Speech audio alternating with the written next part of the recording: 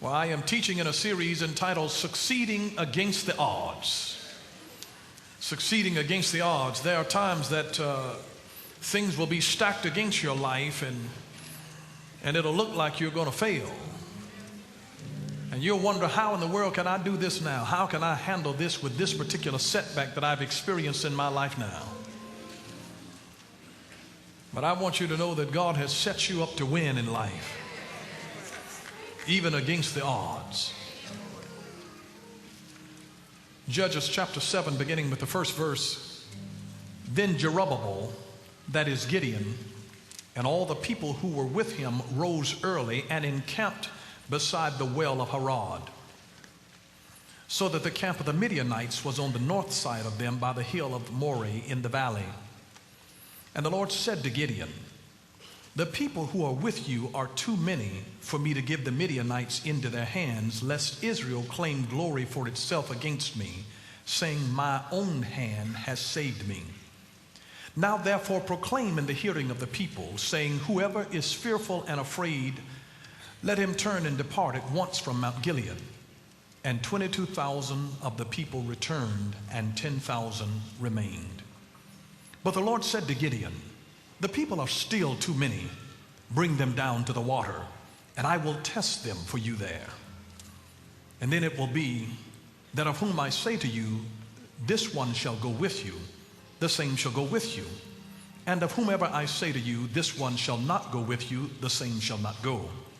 So he brought the people down to the water, and the Lord said to Gideon, everyone who laps from the water with his tongue, as a dog laps, you shall set apart by himself. Likewise, everyone who gets down on his knees to drink. And the number of those who lapped, putting their hands to their mouth, was 300 men. But all the rest of the people got down on their knees to drink water. And then the Lord said to Gideon, by the 300 men who lapped, I will save you and deliver the Midianites into your hand. Let all the other people go, every man to his place. Succeeding against the odds. What are the odds that are stacked against you in your life? What are the odds with which you are faced? There are some times that individuals happen to be stereotyped or cast by a certain role, and people can never seem to get you out of that role. Have you ever been in a situation where you began to grow and change and develop, and people who knew you back in the day are still treating you the way that you used to be because they knew you back in the day, and they're treating you as though you're still that way now? That's why I like my tailor, because when he comes, he doesn't assume that I'm the same size that he was the last time that he measured me. He measures me for where I am right now, so that if he's going to make something, I become tailored for that right now. I could have swole since the last time that he showed me. And so I want to be measured so that you understand where I am right now. Measure me for where I am right now. Don't measure me for who I used to be when you knew me from back then, treating me as though I haven't grown through some of the experiences that I've been through. You're assuming that I'm at the same level of immaturity that I was 10 or 15 or 20 or 30 years ago. And I've grown and I've changed. You don't want to be stereotyped and cast. The man, William Shatner, I know he does some things for a commercial, Priceline.com. But when we think of him, who do you think of? He's Captain from Star Trek. See, he's been cast into that. And Reeves, who played Superman, he played on another thing after that, and people looked at the movie and they said, there goes Superman. Because they got cast in a certain role. And so now when we change, how do we break out of the cast of the role that people associated us with back then? This is a new day. And I'm not the same person. I've gone through some things. I've learned some things since the last time that perhaps you saw me. And as we grow, we have to be able to succeed against the odds, because maybe that person would have done certain things, thought a certain way, talked a certain way, but now, today, they're a different person. And you've got to be able to reinvent yourself in a role where people are not judging you for where you have been and how you used to be, but they understand that you have evolved into that which has been able to desire the sincere milk of the word and the meat of the word, so that the end result is that we grow thereby.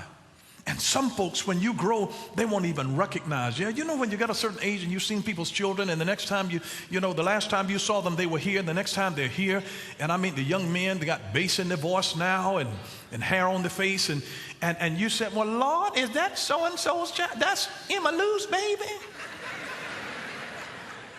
You know, when you got a double name, you know you're from the country.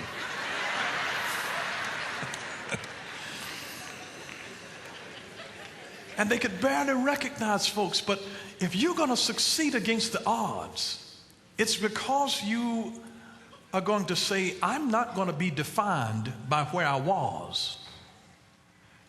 Understand that failure is never a person. Failure is always an event. Failure is what happened to you. Failure is not you. And if you ever begin to make the mistake of associating what you did with who you are, your identity will be confused. And so here, I want you to notice that what God told Gideon, he said, Gideon, listen, I'm going to use you as a deliverer of the children of Israel. And he brought them, here they were, an army of 32,000 men fighting against the Midianite army, which had 135,000 people. 32,000 against 135,000. The odds were already stacked against them. But God looked at him and said, you got too many, because if I'd save you, deliver you by these 32,000 against the 135,000, you're going to think that your hand saved you. So God says, you got too many folks. May I tell you that not all of the folks who are with you are really with you anyway? You can have a lot of folks that you know, and you know their name, they know your name, they know your face. Those are acquaintances. You know who's with you by who's willing to stay with you whenever you get in trouble. There are other folks that are afraid of trouble, so that's why God said the first test to get the crowd away from you, he said, tell the scared folks to go home. 22,000 hairy-chested he-men tucked their tails and went home, scared. 22,000 men left the scene. Because when you get in trouble, if people are not going to be with you when the times get tough, they weren't your friend to begin with.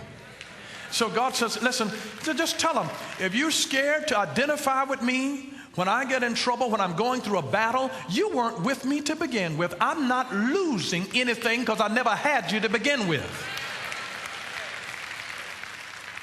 I mean, tough times are really a gift from God, because they'll show you who your real friends are. And so when they start thinning out on you, if they're afraid of this and afraid of that, instead of coming alongside you to support you, to undergird you, to become a cheerleader for you, to say, listen, I know that you're dealing with something, but you know you're better than this. I know you're not going to let this whip you, because you're made of a better stock than to allow this to whip you.